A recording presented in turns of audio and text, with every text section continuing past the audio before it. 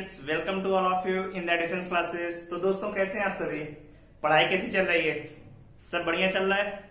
चलिए ठीक है दोस्तों, अब हम स्टार्ट करते हैं स्केलर एंड वेक्टर क्वांटिटीज का थर्ड लेक्चर, जिसमें हम पढ़ेंगे कि वेक्टर का रिजल्टेंट समांतर चतुर्भुज के नियम या पैरेललोग्राम से कैसे निकालते हैं। तो चलिए नोट्स बनाना स्टार्ट करिए। हेडिंग डालिए सभी, पैरेललोग्राम लॉ। पैरेललोग्राम लॉ, जिसे हिंदी में कहते हैं समांतर चतुर्भुज का नियम।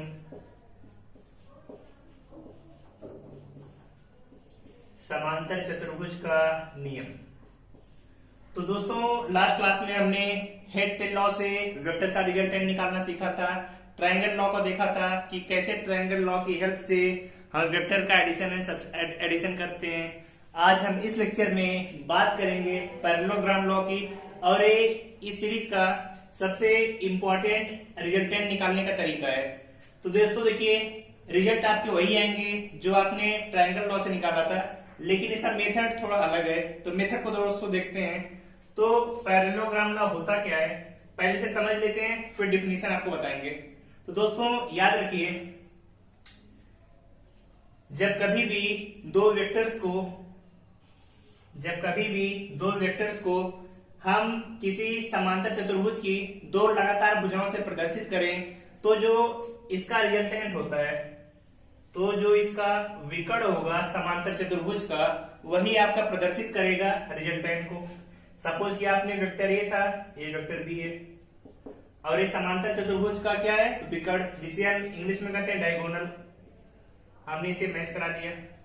तो देख रहे हैं दोस्तों, ये समांतर चतुर्भुज बन रहा है, जिसकी भुजाएं क्या है, आपस में समांतर है और पैरेलल भी है। ऐसे ही तो है आपका समांतर चतुर्भुज। तो इसका जो विकर्ण होगा, यही रिप्रेजेंट करता है हमेशा आपके वेक्टर के रिजल्टेंट को। तो दोस्तों, एक टॉपिक आपको याद होना चाहिए कि जब हम किसी दो वेक्टर को किसी समांतर चतुर्भुज की दो लगातार भुजाओं से रिप्रेजेंट करते हैं, तो उसका जो डायगोनल होता है वही क्या दिखाता है, आपका रिप्रेजेंट। तो इसे नोट कर लीजिए दोस्तों। चलिए डिफिनेशन नोट करते हैं। पहले हिंदी में लिख लेते हैं, फिर इंग्लिश में भी आपको बता रहे हैं। हिंदी में है आपका, यदि किन्हीं दो सदिशों को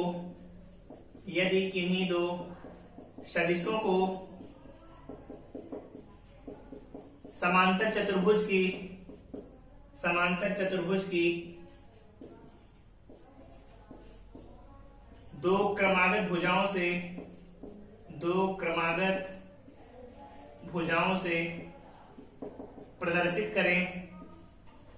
दो क्रमागत भुजाओं से प्रदर्शित करें,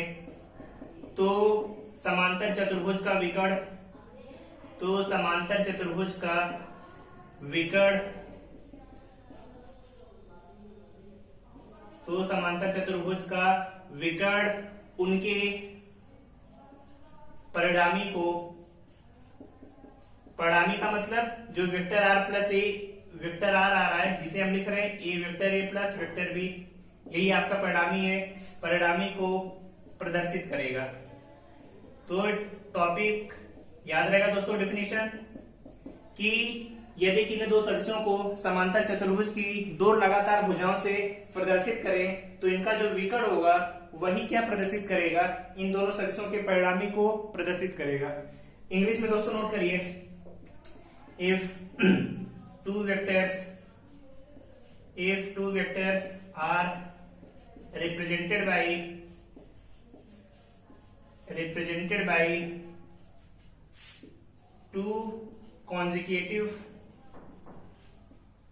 two consecutive sides of a parallelogram, then its diagonal will represent the resultant। तो दोस्तों याद रहेगा सभी को कि if two vectors are represented by two consecutive sides of a parallelogram, दो वेक्टर्स हैं, इन्हें हमने किसी पैरेललोग्राम की दो consecutive साइड से रिप्रेजेंट किया, तो इनका जो डायगोनल है वही रिजल्टेंट को सिग्निफाई कर रहा है, दिखा रहा है। तो दोस्तों नोट कर लिया इसे। अब दोस्तों आगे बात करते हैं कि आपको दोनों वेक्टर पता है तो रिजल्टेंट निकालेंगे कैसे। तो लास्ट क्लास में हमने डिस्कस किया था कि अगर दो वेक्टर ए और बी हैं और इनके बीच का जो एंगल है ए और बी के बीच का थीटा दिया है, तो हमें इसका रिजल्टेंट कैसे निकालते हैं। तो दोस्तों आप सभी को याद होगा लास्ट क्लास में हमने बताया था r equal to under root A square plus B square plus 2ab cos theta. यही था जहां पे ए और बी दोनों वेक्टर हैं, थीटा क्या है ए और बी के बीच का एंगल है। तो दोस्तों इतना नोट करिए। फिर आगे इसमें कितने टाइप की वैरायटीज है, किस बेस पर क्वेश्चन एग्जाम में आता है, उसे डिस्कस करेंगे। तो पहले इसे नोट करिए दोस्तों। नोट कर लिया सभी ने? चलिए दोस्तों देखते हैं। तो चलिए आप सभी नोट कर लिया, फिर देखते हैं इस पर एग्जाम में क्वेश्चन कैसे आते हैं और वेक्टर की हम डायरेक्शन निकालते कैसे हैं। तो दोस्तों आप सभी ने पहले रिजल्टेंट निकाला r equal to under root A square plus B square plus 2ab cos theta. यही किया आप सभी ने। डायग्राम क्या था, डायग्राम फिर से बना लीजिए। वेक्टर ए वेक्टर बी था, दोनों के बीच एंगल थीटा, तो इसका जो डायगोनल था वेक्टर आर, वेक्टर ए प्लस वेक्टर बी, यही डायग्राम था आपका। तो देखा आपको दो वेक्टर ए और बी पता है, उनके बीच का एंगल पता है, तो रिजल्टेंट आपने निकाल लिया। अब आपको ये देखना है कि ये जो रिजल्टेंट आ रहा है किस केस में मैक्सिमम होगा, किस केस में मिनिमम होगा, इसके बारे में डिस्कस करेंगे। तो दोस्तों ये सब किस पर डिपेंड करेगा, ए और बी तो कांस्टेंट है, डिपेंड करेगा उनके बीच के एंगल पे कि उनके बीच का एंगल कम है ज्यादा है। तो पहले हम स्टार्ट करते हैं व्हेन थीटा इक्वल टू 0। जब थीटा की वैल्यू कितनी है 0 है, मतलब दोनों वेक्टर क्या है पैरेलल है एक दूसरे के, तब उस केस में क्या करेंगे r equal to cos theta की वैल्यू जब 0 रखेंगे cos 0 की वैल्यू कितनी होती है दोस्तों 1, तो वैल्यू कितनी आएगी a square plus B square 2ab। इसे लिख सकते हैं under root A plus B का होल स्क्वायर, फिर आगे वैल्यू a प्लस बी। तो देख रहे हैं इस केस में वैल्यू क्या आ रही है, मैक्सिमम आ रही है, r equal to A plus B. फिर दोस्तों सेकंड केस की बात करते हैं when theta equal to 90 degree. इसका मतलब ए और बी जो है एक दूसरे के परपेंडिकुलर होंगे, इस तरीके से होंगे, ए और बी के बीच का जो थीटा एंगल है 90 डिग्री हो जाएगा। और जानते हैं जब थीटा 90 डिग्री हो जाए तो cos 90 की वैल्यू 0 होती है, तो ये पूरा 0 हो जाएगा। तो r की वैल्यू कितनी आएगी अंडर रूट ए स्क्वायर प्लस बी स्क्वायर, याद रहेगा दोस्तों। फिर तीसरे केस पर आते हैं when theta equal to 180 degree, मतलब कोण कितना है 180 डिग्री, तो मतलब जो थीटा है ये पूरा कितना हो जाएगा 180, यहां तक आ जाएगा, और 180 होने के बाद बी इस तरफ हो जाएगा पूरा। तो देख रहे हैं दोनों की डायरेक्शन अपोजिट हो गई, और जब दोनों अपोजिट होते हैं तो उन्हें हम क्या करेंगे घटा देंगे।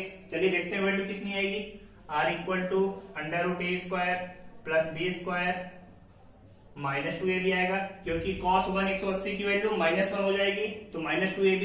इसे लिख सकते हैं r equal to a minus B का होल स्क्वायर अंडर रूट के अंदर, तो r की वैल्यू कितनी आ गई a माइनस बी। तो दो केस आपने देखे, पहले r की वैल्यू a प्लस बी, जब 180 तो a माइनस बी, जब 90 है तो a square plus B square.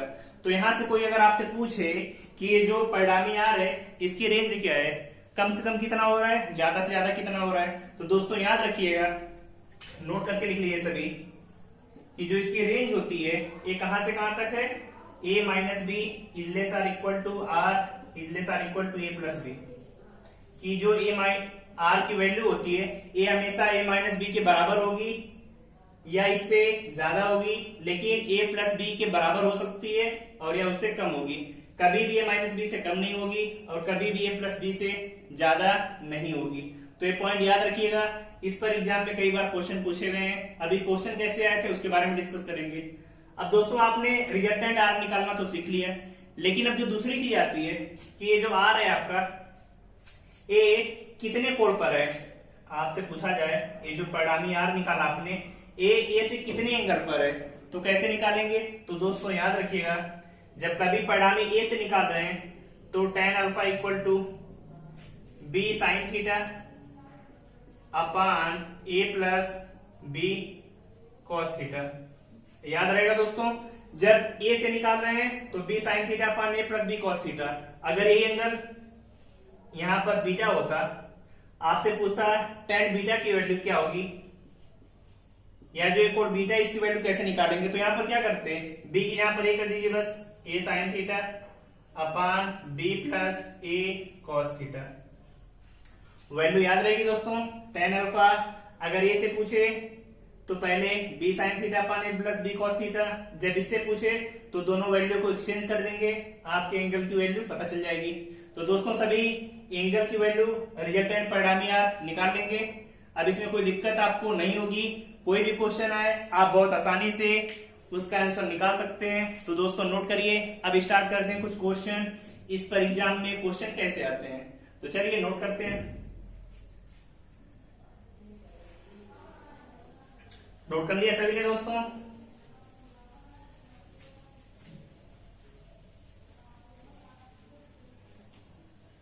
चलिए दोस्तों आप एक क्वेश्चन देखते हैं कि क्वेश्चन एग्जाम में इस पर कैसे आया हुआ है। तो जो पहला क्वेश्चन है आपका, पहला क्वेश्चन लिखिए आप सभी, निम्न में से कौन सा संभव नहीं है। मतलब आपसे पूछा जा रहा है निम्न में से कौन सा संभव नहीं है। दिया है आपको vector A equal to 3, vector B equal to 5, दो वेक्टर दिए हैं और पहला ऑप्शन है r इक्वल टू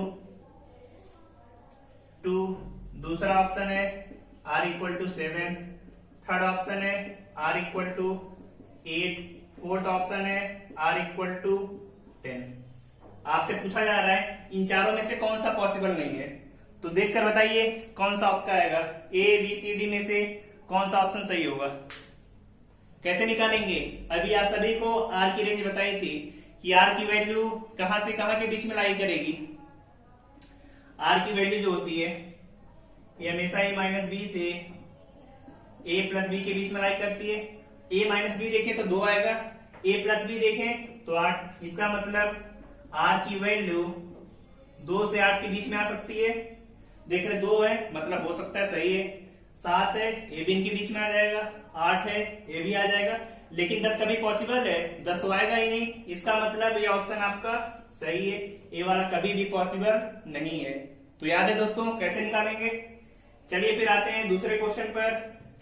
तो दूसरा क्वेश्चन दोस्तों नोट करिए, दिया है दूसरे क्वेश्चन में कि vector A plus vector B equal to vector c तथा a plus b equal to C.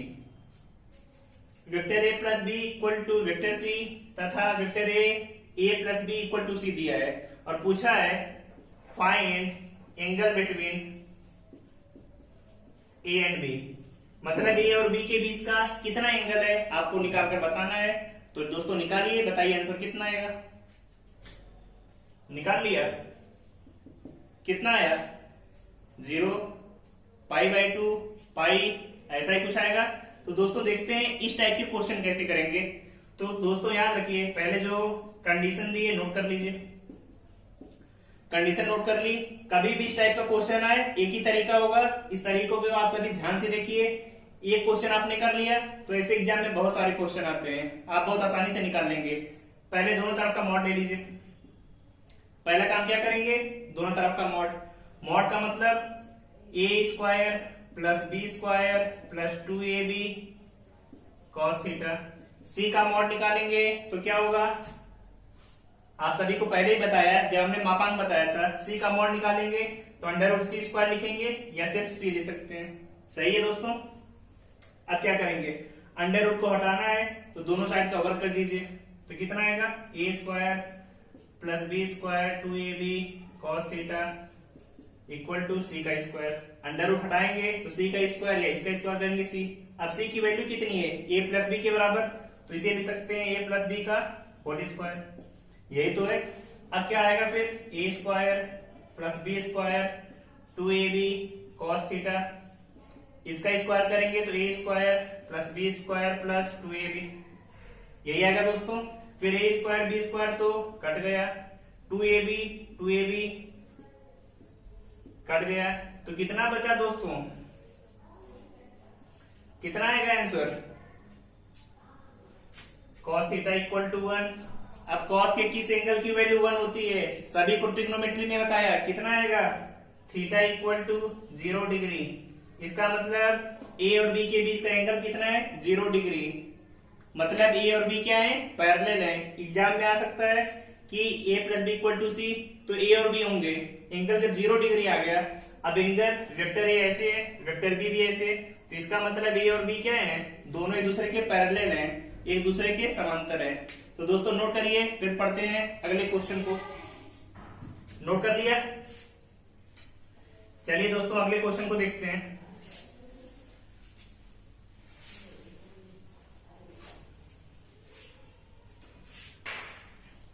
Solve कर लिया दोस्तों। अगला क्वेश्चन नोट करिए, अगला क्वेश्चन है, ये बहुत इंपॉर्टेंट क्वेश्चन है, इसे लिखिए। यदि दो सदिशों का परिणामी सदिश,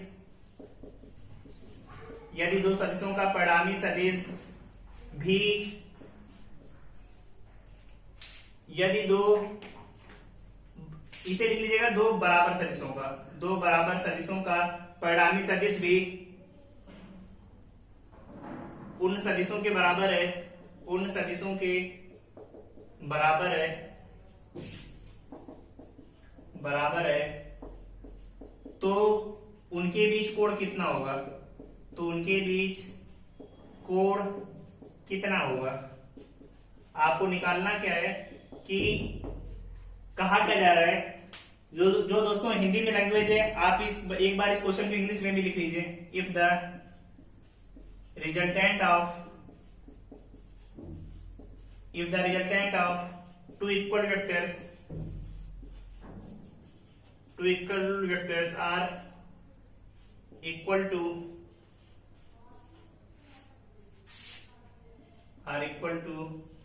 vectors, find angle between vectors। मतलब क्या है, यदि दो बराबर सदिश हैं और उनका जो परिणामी आ रहा है वो भी उनके बराबर है, तो उन दोनों सदिशों के बीच कितना एंगल होगा, यही आपको बताना है। क्या कहा जा रहा है कि दो सदिश ए और बी बराबर हैं और जिसका परिणामी भी आ रहा है ए बी और बी के बराबर है। तो ए और बी को सपोज करिए हमने मान लिया ए बराबर बी बराबर आर इक्वल टू 1। सभी का मान एक ही है, बराबर है तो कुछ भी मान सकते हैं, 1 2 3 4 5 कुछ भी। अब आपको आर का फार्मूला पता है, आर किसके बराबर आता है, a square plus B square plus 2ab cos theta, यही आएगा। फिर आर की वैल्यू आप सभी को पता है 1 है, ए की भी वैल्यू 1, बी की वैल्यू 1, 2 1 1 cos थीटा। फिर दोनों साइड का वर्क करिए, 1 प्लस 1 प्लस 2 cos थीटा, यही आएगा। 1 प्लस 1 का मतलब 2, तो लिख सकते हैं 1 equal to 2 plus 2 cos theta. फिर आगे सॉल्व करते हैं, 2 को जब इधर ले आएंगे तो 1 minus 2 minus 1 equal to 2 cos theta equal to -1/2। अब बताइए cos के किस एंगल की वैल्यू -1/2 होती है, तो आप सभी को पता है थीटा इक्वल टू 120 की वैल्यू -1/2। ये दोस्तों क्वेश्चन कई बार एयरफोर्स में पूछा गया है, नेवी में भी आया है कि एक कंडीशन कब आती है, कब दो सदिशों का परिणामी उन सदिशों के बराबर आता है। तो दोस्तों याद रखिएगा, जब दोनों सदिशों के बीच का कोण 120 डिग्री हो तो उन सदिशों का परिणामी उन सदिशों के बराबर ही आएगा। याद रहेगा दोस्तों, नोट करिए इसे। फिर बढ़ते हैं आगे।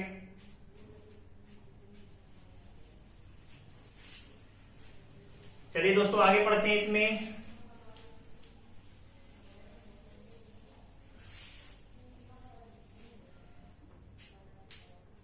एक क्वेश्चन है दोस्तों, नोट करिए क्वेश्चन को। दिया है f1 equal to 3, vector f1 equal to 3, f2 equal to 4, f3 equal to 5 और दिया है f1 plus f2 equal to f3। तो पूछा है find angle between f1 and f2। F1 और F2 के बीच का कोण क्या है, यही आपको पता लगाना है। तो निकाल कर बताइए आंसर कितना आएगा आप सभी का। कंडीशन क्या दी है, F1 plus F2 equal to F3। पूछा है F1 और F2 के बीच का एंगल निकालिए। अभी ये क्वेश्चन आप सभी को बताया था, कभी ऐसी कंडीशन आए तो मॉड ले लीजिए। मॉड के बाद क्या आएगा, F1 का स्क्वायर F2 का square 2F1 F2 cos theta. इधर क्या आ जाएगा, अंडर रूट के अंदर F3 का स्क्वायर, फिर अंडर रूट हटा देंगे दोनों तरफ से, F1 स्क्वायर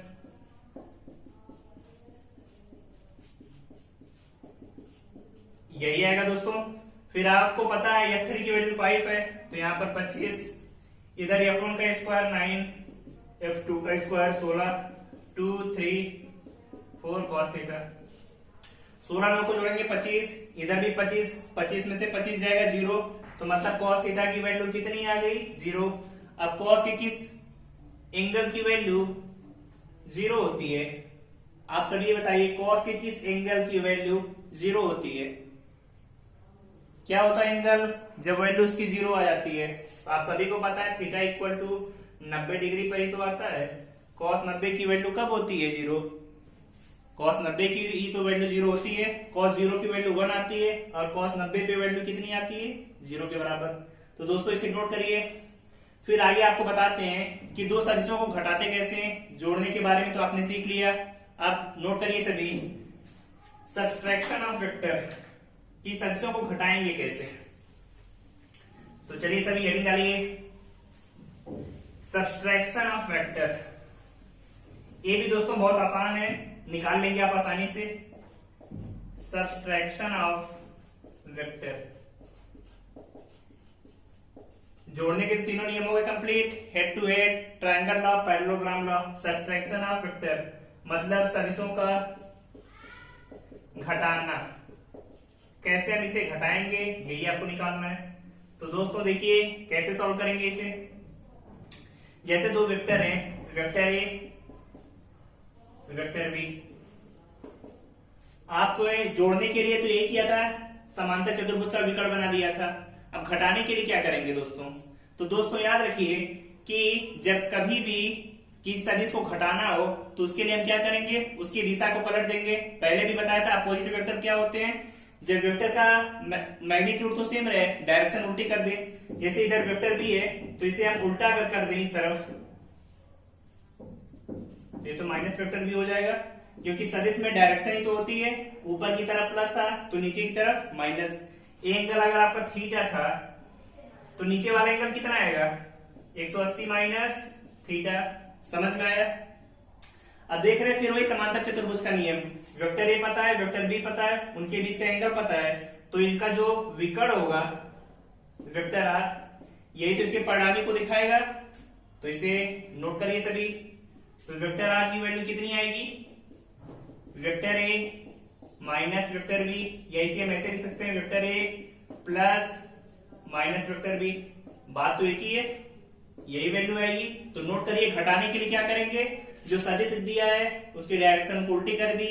अब आपको ये भी पता है, उनके बीच का एंगल पता है, तो परिणामी कैसे निकालेंगे, चलिए देखते हैं परिणामी कैसे निकलेगा।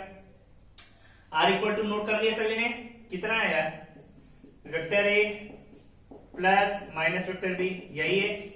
अब जब परिणामी निकालेंगे तो अंडर रूट ए square plus B square, minus का भी स्क्वायर होगा तो plus 2ab cos theta, angle कितना है 180 माइनस थीटा। अब आप सभी को ट्रिग्नोमेट्री में पढ़ा है कि cos 180 माइनस थीटा की वैल्यू कितनी आती है, कितनी आती है वैल्यू, -1। तो यहाँ पे आ जाएगा a square plus B square minus 2ab। तो परिणामी कितना आ गया, ए माइनस बी के इक्वल। याद रहेगा सभी को, परिणामी किसके इक्वल आया, a माइनस बी के बराबर। ये इसे मॉड में लिख सकते हैं कि मॉड की वैल्यू हमेशा प्लस में ही तो होती है। अब जैसे स्क्वायर रूट निकाला तो दो वैल्यू आएंगी प्लस माइनस में, लेकिन हमें परिणामी लेना है तो हमेशा प्लस में लेंगे। तो मॉड आर की वैल्यू किसकी इक्वल आ गई, a माइनस बी की इक्वल। तो कभी वेक्टर को घटाना हो घटा लेंगे, आंसर आ जाएगा आप सभी का। अब इसी पर बेस्ड एक क्वेश्चन है जो आप सभी को दे रहे हैं, सॉल्व करके बताइए आंसर कितना आएगा। क्वेश्चन है आपका, mod of vector A plus vector B equal to mod of vector A minus vector b. पूछा है find angle between A and b. A और बी के बीच का कोण कितना होगा, निकाल कर बताइए क्या आंसर आएगा। मॉड दिया है सभी में, तो क्या करेंगे, a square plus B square plus 2ab cos theta, यही आएगा। इसका करेंगे a square plus B square minus 2ab cos theta, यही तो लिखा हुआ है। A square plus B square cos 180 minus theta करेंगे, माइनस में ही तो आएगा। दोस्तों यहाँ पर देखिए cos 180 माइनस थीटा करेंगे तो माइनस cos थीटा यहाँ पर आता है, तो इसे अंडर रूट के अंदर जो वैल्यू थी आपकी थोड़ी सी चेंज रहेगी। यहाँ पर कितना आएगा, अंडर रूट ए square plus B square minus 2ab cos theta. इसे सही कर लीजिएगा दोस्तों, वैल्यू आएगी a square plus B square minus 2ab cos theta. समझ में आया। यहाँ पर देखो दोस्तों नोट किया, फिर दोनों तरफ अंडर रूट है, अंडर रूट खत्म हो जाएगा। कितना आएगा, a square plus B square 2ab cos theta. यहाँ पर कितना आएगा, a square plus B square minus 2ab cos theta. फिर कैसे निकालेंगे, अब क्या करेंगे, 2ab cos theta 2ab cos theta, a square plus B square कट गया, इधर आया 4ab cos theta equal to 0, यही होगा। अब देख रहे हैं cos theta equal to 0, cos की किस एंगल की वैल्यू 0 होती है, तो सभी को पता है थीटा इक्वल टू π/2 या 90 डिग्री पर वैल्यू हमेशा कितनी होती है, 0 के बराबर होती है। तो इसे नोट करिए और फिर एक क्वेश्चन आपको देते हैं जो आप सभी को सॉल्व करके आंसर आप सभी को कमेंट बॉक्स में बताना है कि आंसर कितना आएगा। क्वेश्चन है दोस्तों, vector A plus vector B plus vector C equal to 0 और दिया है vector A equal to 5, vector B equal to 12, vector C equal to 13 और पूछा है find angle between A and B. ये दोस्तों क्वेश्चन आपके होमवर्क के लिए सॉल्व करके सभी कमेंट बॉक्स में बताइएगा कि ए और बी के बीच का एंगल कितना आएगा। अगर आपने इसे सॉल्व कर लिया तो आप समझेंगे कि आपको पैरेललोग्राम लॉ या इस पर बेस्ड जितने भी क्वेश्चन आएंगे आप सभी बहुत आसानी से निकाल सकते हैं। अब दोस्तों हम नेक्स्ट लेक्चर में पढ़ेंगे कि किसी वेक्टर को रिजोल्यूशन कैसे करते हैं, दो भागों में कैसे तोड़ते हैं, बाकी डॉट प्रोडक्ट, क्रॉस प्रोडक्ट, इन सभी के बारे में स्टडी करेंगे। तो दोस्तों आगे पढ़ते रहिए और पीछे का अच्छे से रिपीट करते रहिए। बाकी कोई भी डाउट हो तो कमेंट बॉक्स में पूछते रहिए। तो दोस्तों आप सभी चैनल को ज्यादा से ज्यादा लाइक करें, शेयर करें, सब्सक्राइब करें। थैंक यू दोस्तों, बाय बाय।